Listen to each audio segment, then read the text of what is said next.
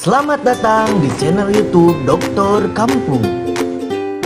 Berbagi literasi, berbagi kehidupan beragam.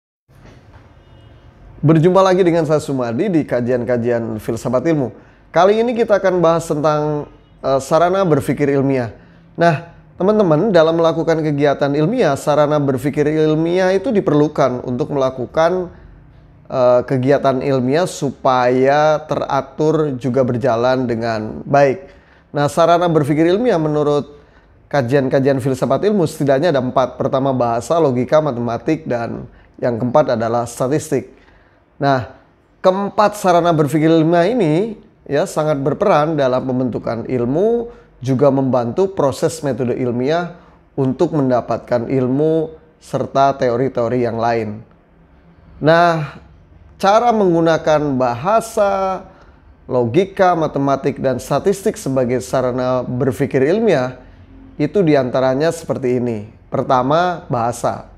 Bahasa itu alat komunikasi baik verbal maupun nonverbal yang digunakan dalam seluruh proses berpikir ilmiah. Nah, dalam berpikir ilmiah, bahasa digunakan sebagai alat untuk berpikir, juga menyampaikan berbagai ide kepada khalayak luas. Nah, tentu dalam menggunakan bahasa sebagai sarana berpikir ilmiah, itu juga perlu diperhatikan penggunaan kata yang tepat ya. Ini kata-kata ilmiah atau bukan. Kemudian clear ya, bahasanya jelas, dan kemudian juga sesuai dengan konteks gitu. Oleh karena itu dalam riset-riset kualitatif, bahasa menjadi sangat dominan dibandingkan dalam penggunaan dalam riset-riset kuantitatif yang berfokus pada data-data angka yang kemudian diinterpretasi menjadi makna. Kemudian yang kedua adalah logika. Logika merupakan sarana berpikir ilmiah yang mengarahkan kita untuk berpikir dengan benar, ya, sesuai dengan kaidah-kaidah berpikir yang benar pula. Nah, dalam menggunakan logika sebagai sarana berpikir ilmiah, itu perlu diperhatikan oleh kita semua pemahaman terhadap kaidah-kaidah logika ya. Pemahaman terhadap kaidah-kaidah logika ini perlu digaris bawahi. Nah, oleh karena itulah apakah kaidah logika yang kita gunakan itu deduksi ataupun induksi.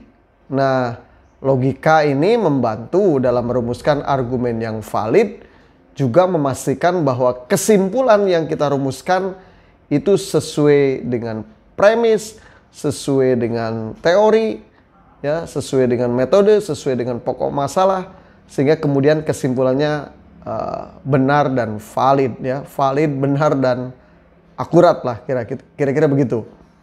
Nah, kemudian yang ketiga matematik. Matematika sebagai sarana berpikir ilmiah itu dapat digunakan dalam melakukan pemodelan, analisis, juga penyelesaian masalah.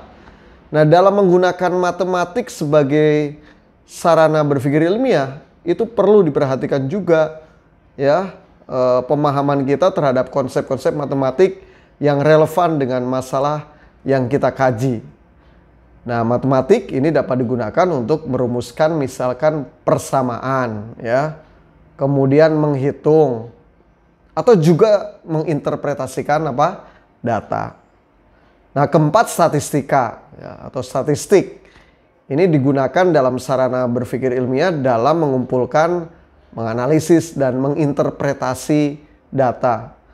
Dalam menggunakan statistik sebagai sarana berpikir ilmiah, juga perlu diperhatikan pemahaman terhadap konsep-konsep penting di dalam statistik, seperti pengambilan sampel, ya, pengolahan data, pengujian hipotesis, sampai interpretasi data. Nah, oleh karena itulah bahwa statistik membantu dalam mengambil kesimpulan berdasarkan data yang ada, juga mengidentifikasi pola dan hubungan-hubungan yang relevan. Adakah pengaruh? Adakah hubungan? Seberapa besar pengaruh? Seberapa besar seberapa signifikan korelasi misalkan. Oleh karena itulah statistik digunakan dalam riset-riset yang berbasis riset kuantitatif. Walaupun data-data statistik juga membantu dalam proses-proses penelitian kualitatif. Nah teman-teman semua, kesimpulannya bahwa dalam menggunakan kegiatan berpikir ilmiah, ya, penggunaan bahasa, logika, matematik, dan statistik itu sangat penting sebagai sarana berpikir ilmiah.